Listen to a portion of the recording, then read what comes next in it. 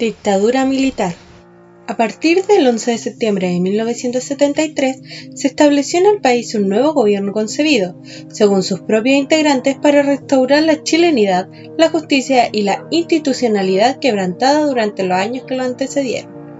De hecho, el mismo Augusto Pinochet, comandante en jefe del ejército y quien se convirtió en cabeza de la junta militar gobernante, declaró días después del golpe que Chile volvería a su tradicional sistema democrático. Sin embargo, al poco tiempo se instauró un régimen autoritario que privó de sus libertades y de derechos a una parte importante de la población chilena. El establecimiento de una dictadura como la que se vivió en Chile entre los años 1973 y 1989 implicó la supresión del Estado de Derecho, condición en la que las autoridades se encuentran limitadas por un marco jurídico vigente y se resguardan los derechos de las personas.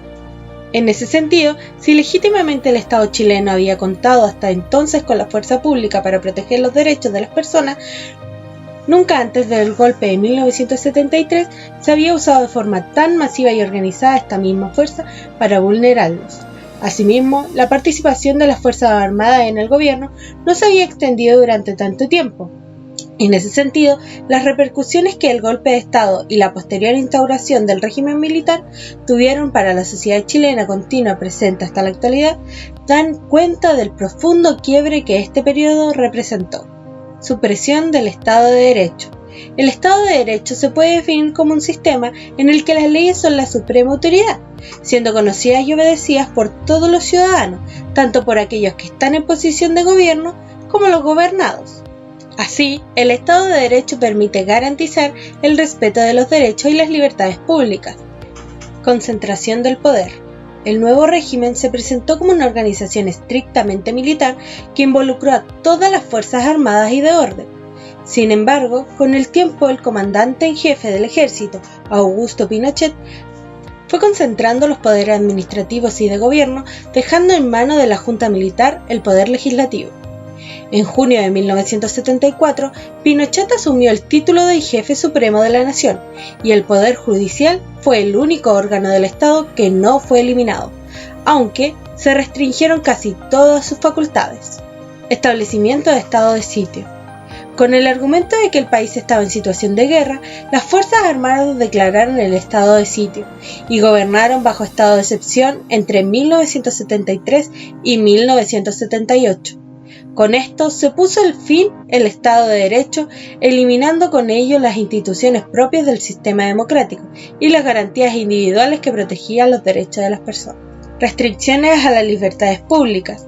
Se eliminaron derechos básicos de los ciudadanos, como el derecho a la circulación, mediante la instauración del toque de queda, medida que prohibía estar en la calle después de una determinada hora. El toque de queda restringió el desplazamiento nocturno, además de permitir a los militares realizar detenciones sin fiscalización pública.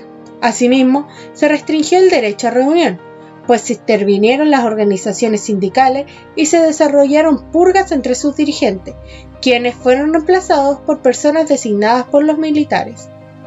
Por otra parte, la libertad de expresión fue suprimida mediante la censura que se aplicó a medios de comunicación como la televisión y la prensa escrita. También tuvimos intervenciones de instituciones. Tras el golpe militar, se eliminaron las principales instituciones del sistema democrático. Luego de clausurar el Congreso, la Junta Militar gobernó a través de bandos y decretos con fuerza de ley, con los que suprimió la Constitución de 1925.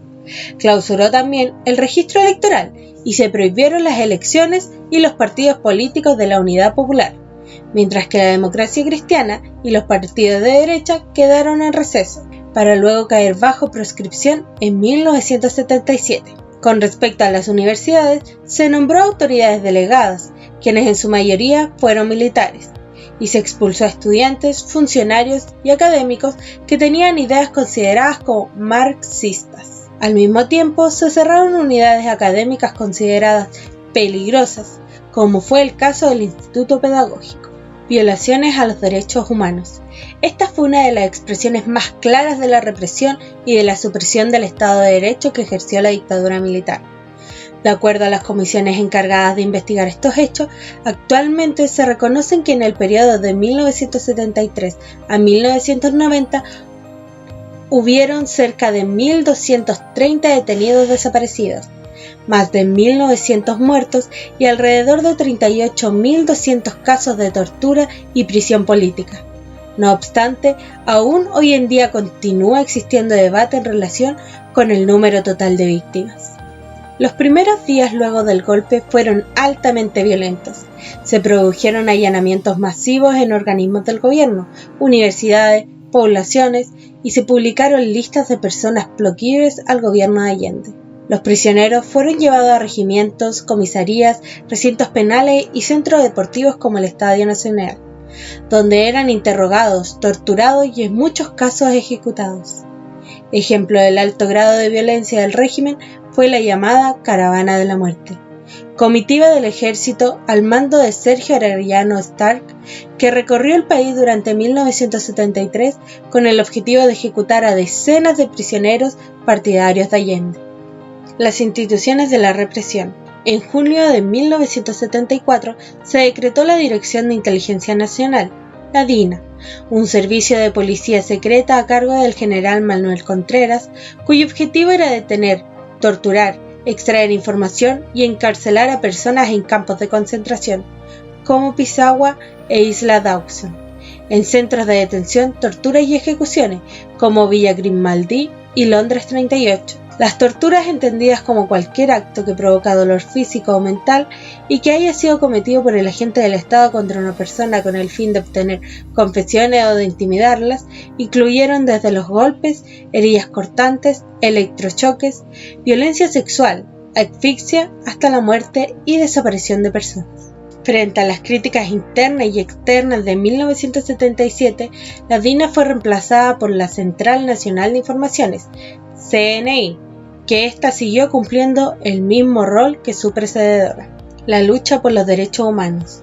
Frente a la violación sistemática de los derechos humanos, surgieron organizaciones civiles y religiosas en defensa de las víctimas de terrorismo del Estado.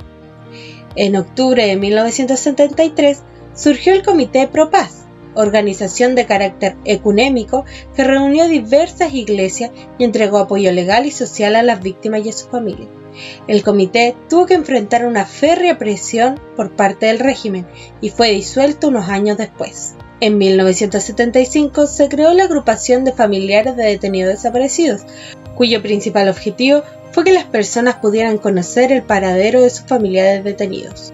En 1976, en reemplazo del Comité Pro Paz, el cardenal Raúl Silva Enríquez solicitó al Papa Pablo VI la creación de la Vicaría de la Solidaridad, organización que se encargó de prestar asistencia de distinto tipo a las víctimas del régimen. Por último, en 1980 se creó el Comité de Defensa del Pueblo, CODEPU, formado por asistentes sociales y abogados con el objetivo de asistir a las víctimas y familiares de detenidos desaparecidos. Junto con estas organizaciones internas, diversos organismos internacionales y países condenaron los crímenes perpetrados por la dictadura militar. La ONU, por ejemplo, creó una comisión para analizar el tema, y países como Suecia, Venezuela y México apoyaron a los exiliados, que escapaban de la represión política ejercida por el régimen.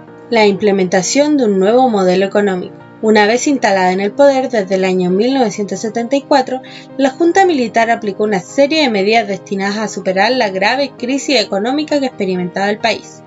Así, se comenzó a implementar en Chile un modelo neoliberal. Este conjunto de políticas económicas fue adoptado por muchos países luego de la crisis del estado de bienestar en la década de 1980. En este marco, Chile constituyó una de las primeras economías en aplicar sus medidas. Características del neoliberalismo en Chile. A partir de 1975, la implementación de este nuevo modelo fue asumida y dirigida por un grupo de economistas formados en su gran mayoría en la Universidad Católica y en la Universidad de Chicago en Estados Unidos, donde conocieron los postulados del neoliberalismo. Este grupo fue reconocido como los Chicago Boys y sus ideas se reflejaron en los siguientes aspectos. El nuevo rol del Estado. Se propuso un cambio en el rol asumido por el Estado, cuya función debía limitarse a regular la actividad de los privados, dejando atrás el carácter empresario, proteccionista y benefactor que la había caracterizado en las décadas anteriores.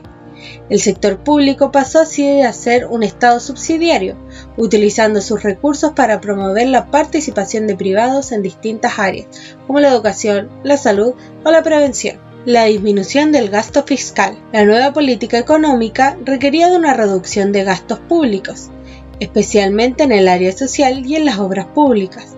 Hubo también un recorte en la cantidad de empleados fiscales y en los salarios que estos recibían. Estas medidas fueron acompañadas por una política de privatización, por lo que muchas de las empresas que hasta ese entonces eran controladas por el Estado pasaron a manos de los particulares.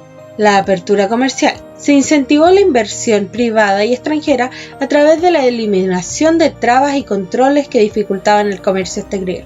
Por otra parte, se estimularon áreas de producción no tradicionales para la economía chilena, como la forestal, la pesquera y la frutícola.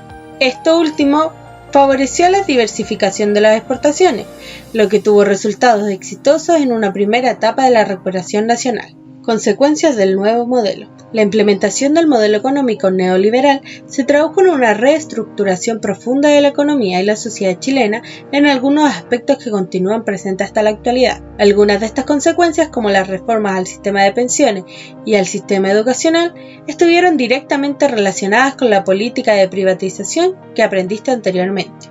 El aumento del consumo. Las políticas de apertura comercial incrementaron la cantidad de bienes de consumo disponibles en el mercado, especialmente de productos provenientes de países como Estados Unidos o China. Esto, sumado a la expansión de los créditos ofrecidos por entidades privadas, provocó un aumento del nivel de consumo, pero también el endeudamiento en la población chilena. Las reformas al sistema de pensiones y salud.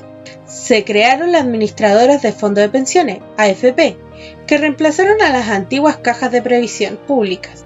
Así, los ahorros previsionales pasaron a administrarse en empresas privadas y a depender de lo que cada trabajador podía capitalizar individualmente.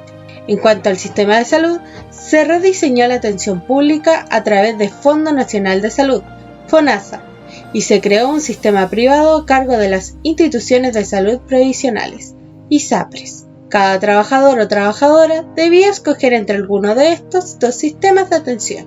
La reestructuración del sistema educacional. Se traspasó la administración de la educación primaria y secundaria desde el gobierno central a las municipalidades. Además, se crearon establecimientos de financiamiento compartido entre el Estado y los privados, y en la educación superior surgió un sistema privado de universidades como alternativas a las instituciones públicas. Los cambios a la legislación laboral. A partir de 1979 se promulgó un plan laboral que en la práctica significó la renuncia del Estado a su rol de mediador en los conflictos entre empresarios y trabajadores y el debilitamiento de las organizaciones sindicales. Al favorecer la aparición de pequeños sindicatos dentro de una misma empresa, se pudo regular el derecho a huelga y permitir a los patrones contratar personal de reemplazo en cada paro. Si bien este nuevo sistema económico logró revertir las cifras negativas del crecimiento económico y la inflación, los costos de su aplicación llevaron a que los sectores medios y populares perdieran la red de apoyo estatal con la que habían contado hasta entonces. La nueva institucionalidad política. Si bien hasta 1975 el poder legislativo, concentrado en manos de la Junta Militar, se había expresado por medio de la dictación de decretos de leyes que modificaban el texto vigente de la Constitución de 1925, en la práctica esta Carta Fundamental ya no tenía validez. Ante eso, las autoridades militares y civiles del periodo se enfrentaron a la necesidad de elaborar un diseño institucional que brindase una estructura legal a la dictadura. Este proyecto se concretó con la promulgación de la Constitución de 1980. El camino hacia la nueva Constitución. La transformación de la institucionalidad política chilena comenzó a delinearse desde 1973 con la formación de una comisión constituyente. Esta fue integrada principalmente por políticos y abogados de derecha, con presencia también de algunos demócratas cristianos. Tras años de trabajo y discusión, sus miembros dieron forma a la Carta Fundamental de 1980. Y el 11 de septiembre de ese mismo año se realizó un plebiscito en el que fue aprobada por amplia mayoría, aunque para diversos actores sociales y políticos de ese periodo, este proceso electoral fue cuestionable desde el punto de vista de su transparencia y sus garantías democráticas. Finalmente, el 11 de marzo de 1981, la nueva Constitución entró en vigencia transitoria. El nuevo diseño institucional. La nueva Carta Fundamental estaba compuesta por artículos transitorios, que serían aplicados hasta un periodo máximo de 8 años, y secciones permanentes que entrarían en vigencia a partir de 1988, y muchas de las cuales continúan siendo presentes hasta hoy.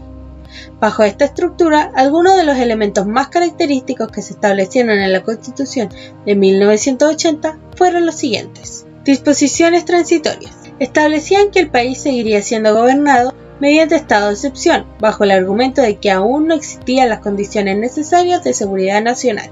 Además, se ratificaba por lo menos hasta 1988 a Augusto Pinochet como presidente de la República y se le otorgaban amplias atribuciones tales como decretar estado de excepción, designar senadores, entre otras. Elementos permanentes. La nueva Constitución incorporó la designación de 9 senadores no electos por la ciudadanía, sino nombrados por el presidente, la Corte Suprema y el Consejo de Seguridad Nacional.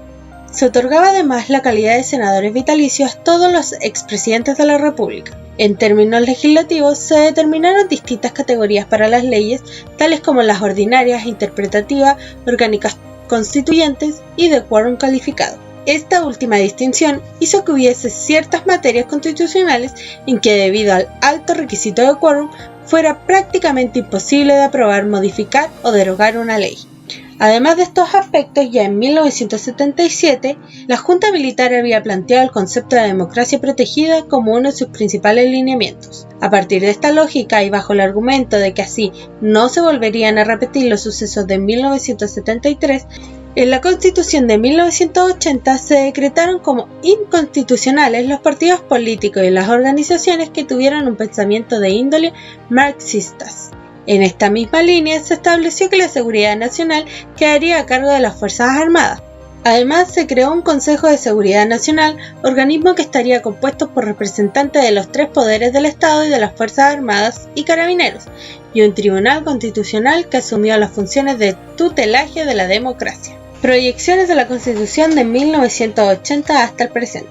En líneas generales, el orden institucional y político que actualmente existe en Chile responde a los principios ideológicos y bases jurídicas establecidas por la Constitución de 1980. No obstante, el texto original de esta Carta Fundamental ha sufrido modificaciones e importantes reformas.